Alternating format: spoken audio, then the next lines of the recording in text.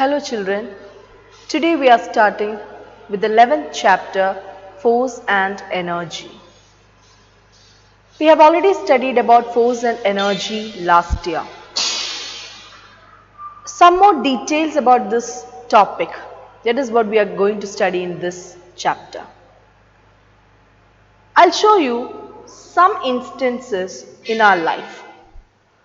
The first picture shows a batsman hitting the ball with a bat. This will be a very familiar picture for you. You all love to see cricket, isn't it? Second picture shows a man pushing a car. This also happens in our life because sometimes if there is any problem with the car, it breaks down and what happens? We start pushing the car.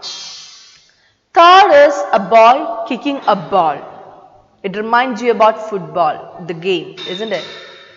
We all kick a ball, stones, anything that is in front of us, we just kick it. Next picture shows a boy riding a bicycle. You people also ride bicycle, you love riding bicycles, isn't it? And the last picture shows a man cutting a tree with an axe. That might not be a familiar thing for you, you might have seen it, but today people use wood cutters, isn't it? In all these cases, there is one common thing that happens. It's not kicking, it's not pushing, it's not cutting, it is applying force. You apply a force onto that object so that it is cut, it is moved, it is kicked. For all these purposes. So that means that each and every instances in our life, we apply one or the other kind of force. It can be different types of force and in different directions, but the only thing that happens there is applying force on that object. So first we have to study what is force. A push or pull acting on an object is called force. You can either pull an object or you can push an object. But when the object moves, it is force applied on that. You push a table, you pull a rope, isn't it? You pull your friend's hand, you push your bag. So all this happens. In all these cases, we are applying force, and force can be defined as a push or pull acting on an object. Force can be used for different purposes in our life. Let us take a look at what are those purposes or instances.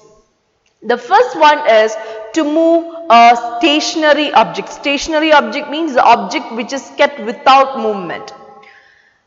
When you kick a ball, or when you kick a stone on the ground, the stone is actually kept without moving, or it is stationary object. You just kick it. You apply force by kicking and the stone moves. So you can move a stationary object by applying force.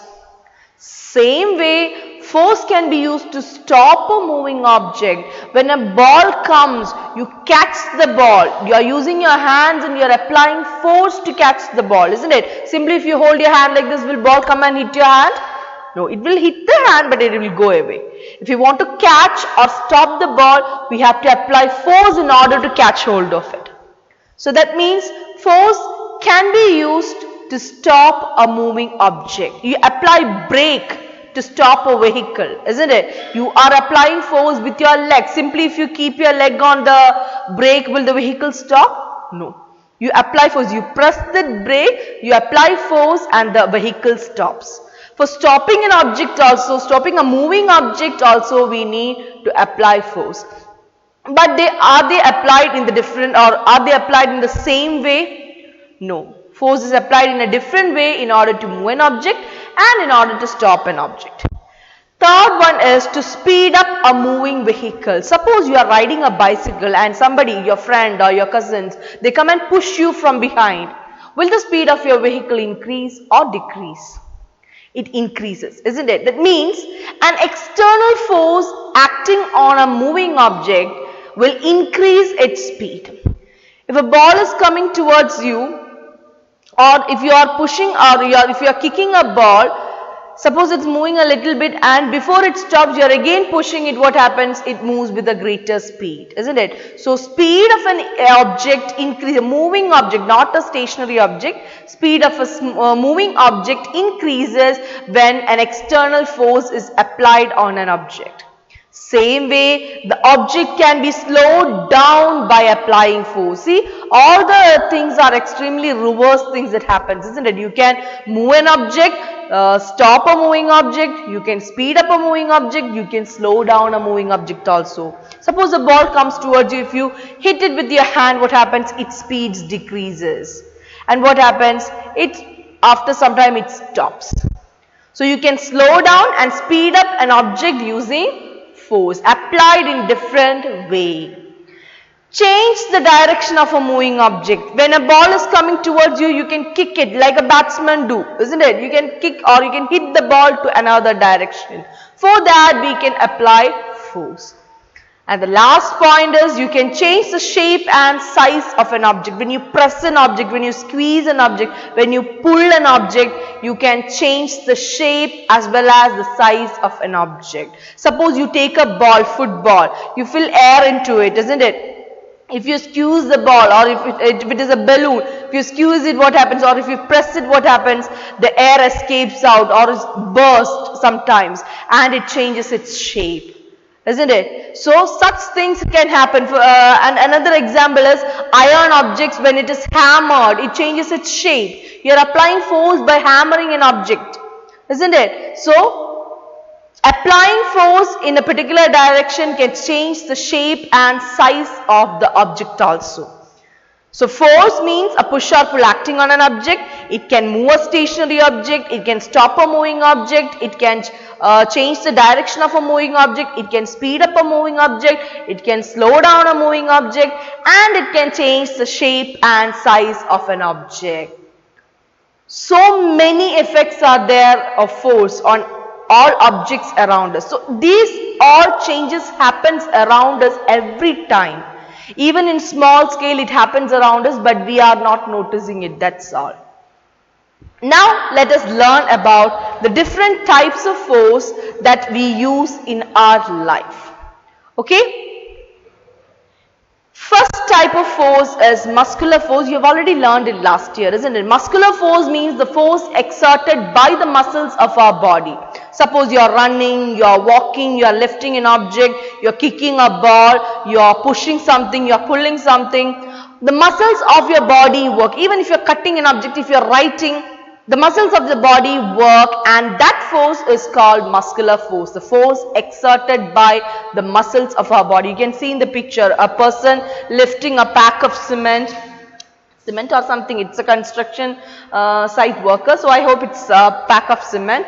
Then two people walking, then a man pulling a rope. So all these cases the muscles of our body is working, and that is why it is termed as a muscular force. Second type of force is gravitational force. Very, very interesting type of force. Gravity is something that maintains life on earth. Gravitational force can be defined as the force with which earth pulls all the objects towards its center. Because of that pull of earth only, we are able to stay safe on others. Otherwise, we would have been floating, isn't it? We have seen astronauts who go into space, they float in space. They don't walk on roads or they don't walk properly like as we do. They float in space because there is no gravity, there is no pull of earth, because they have gone out of the control of earth. Only till the end of earth, only till the boundary of earth, there is gravity. Beyond the boundary, there is no gravity. That is why people who go into space, they float. So gravity is the pull of earth towards its center. It pulls all the objects on earth towards its center. We are able to stand, we are able to sit properly because of gravitational force. An apple or whatever it is, a fruit, when it is detached from its plant or when it is ripe, it automatically gets detached from its that plant, isn't it? And we have never seen a fruit going up, flying up. It always comes down. When you throw a ball up, it comes down. When you throw a stone up, it comes down. When you are thrown up, you come down, isn't it? So all the things that is thrown up, what happens? It comes down because Earth pulls that object towards its center. And we have special vehicles to go into space, because space means it's outside Earth. If you have to overcome the gravity of Earth, you need to have a more or specially designed vehicles that apply more force than the gravitational force. Then only it can go out of Earth, isn't it? See, suppose you want to leave the class and your friend is pulling you back. What will you do? You apply more force than your friend so that you can overcome her force and you can go out. Same way, we have to apply more force to overcome the gravity of Earth and go out of Earth. We need not go out of Earth now, isn't it? But people who go out of Earth, they have special vehicles. So gravity is a very interesting thing. It is the force with which Earth pulls an object towards its center. Next type of force is frictional force. This is also quite interesting, okay? Frictional force is the force that acts against a moving object. Acts against means it is not something that pushes us against us, or it is the force exerted by the ground against a moving object. Suppose you are, see in this picture you can see a person, he is pulling a box with a rope, isn't it? The force that he applies is in this direction. See, it is shown here, this arrow mark. And frictional force will be against that. Against that means if he is pulling in this direction, frictional force will be against this. That is shown here. Frictional force will be against the moving object. That is why we feel a difficulty in pushing or pulling something that is too heavy. Okay, and also in smooth surfaces friction is too low, and in rough surfaces friction is too high. So when you try to pull a box of things, if it is on a cemented surface or a concrete surface, and if it is on a tile floor, you feel that it is easy to pull it in a tiled floor because tile floor is smooth, it has less friction, it's easy for you to pull it because the force against your force is less. Whereas on a concrete surface or a rough surface, friction is more. So when you try to push that object or pull that object towards you, what happens? Frictional force will be more and you feel it very difficult to move it. So friction always acts against a moving object. We are able to walk because of frictional force. Otherwise, if you step your foot, you would have slipped and gone. Isn't it? When you step your foot on the ground, there is a friction between your foot or your feet and the ground, isn't it? So because of that frictional force only we are able to stand and walk and run, otherwise we would slip and go. If you try to walk on ice, it is very difficult, isn't it? You need special type of shoes or other things to walk on ice because it is very smooth and glazy, and what happens? There is very less friction, you slip and fall down. If there is water on the floor, tile floor, you will slip and fall down because the friction becomes too less when there is water. So friction means it is acting against a moving object. There is friction between the car, tire and the road. Otherwise, if you apply brake, the vehicle will not stop, it slips. Isn't it? There is friction. That is why the tire of car is made with grips. It is not smooth. When it becomes smooth, you start losing control of your vehicles, isn't it? If you apply brake also, the vehicle will move a little bit and then only it stops. But that does not happen because vehicle tire is made up of grip. The tarred road is having grip. It is not smooth, isn't it? So that is because rough surfaces always have too much friction compared to smooth surfaces. So frictional force is a force acting against a moving object. Okay? And next force is elastic force. Elastic force arises only when an object is deformed. That means when the shape is changed. Suppose you are stretching a rubber band. When you stretch the rubber band, elastic force arises. And because of this elastic force, that stretched object or deformed object regains its shape. So when you stretch a rubber band, elastic force arises. Because of that elastic force, when you leave the hand, it regains its original shape. You can see a bow and arrow used by a girl. That is also an example of elastic force. You pull that or stretch that bow, put the arrow and what will you do? You release it and it comes back to the original shape and the arrow moves forward. This is a catapult. You have learned last year. Catapult is also an example of elastic force. You keep some paper or stone in that catapult, you stretch it and you release it. The catapult comes to original shape and the stone or paper is thrown away, isn't it? So that is because of elastic force. Otherwise, if you stretch it, it remains in that stretched position itself. That is not happening because of which force it arises? It is the elastic force. So elastic force arises only when an object is deformed. If you keep the rubber band as such, it does not have elastic force. Only if it is stretched, it has elastic force. When you keep a catapult like this, it does not have elastic force. When you stretch a catapult, what happens? Elastic force arises. And because of this elastic force, these things, they regain its original shape.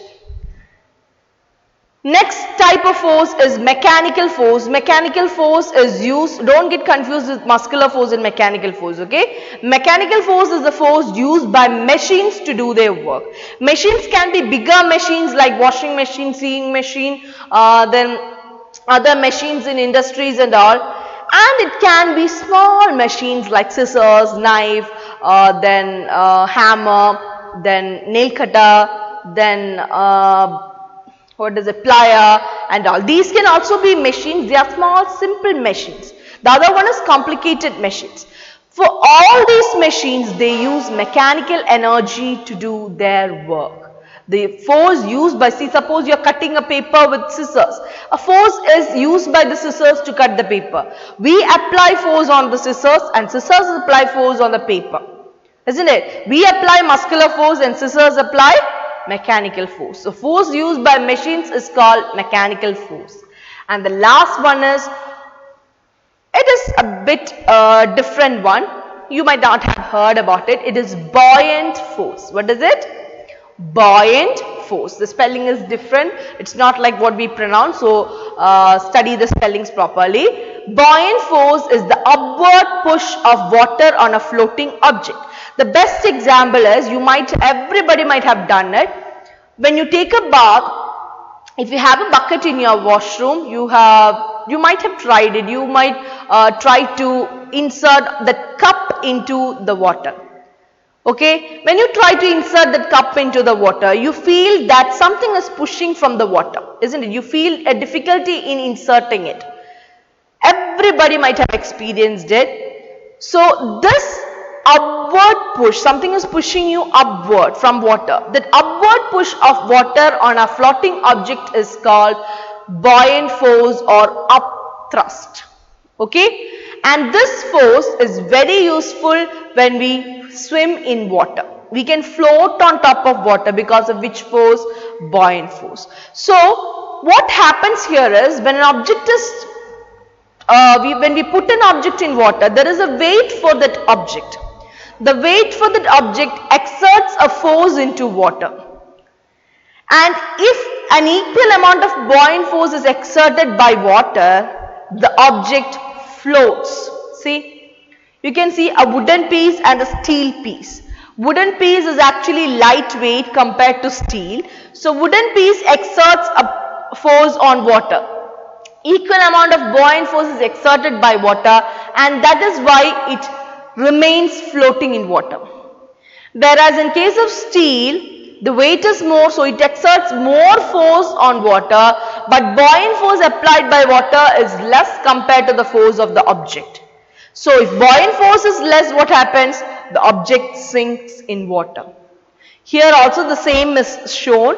If buoyant force is more, it floats in water.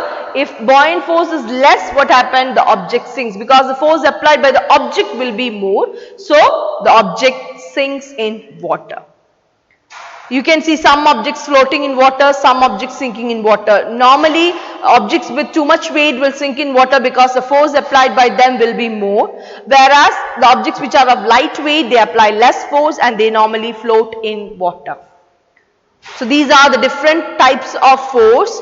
What is force? The push or pull acting on an object. The different types of force are muscular force, the force exerted by our muscles.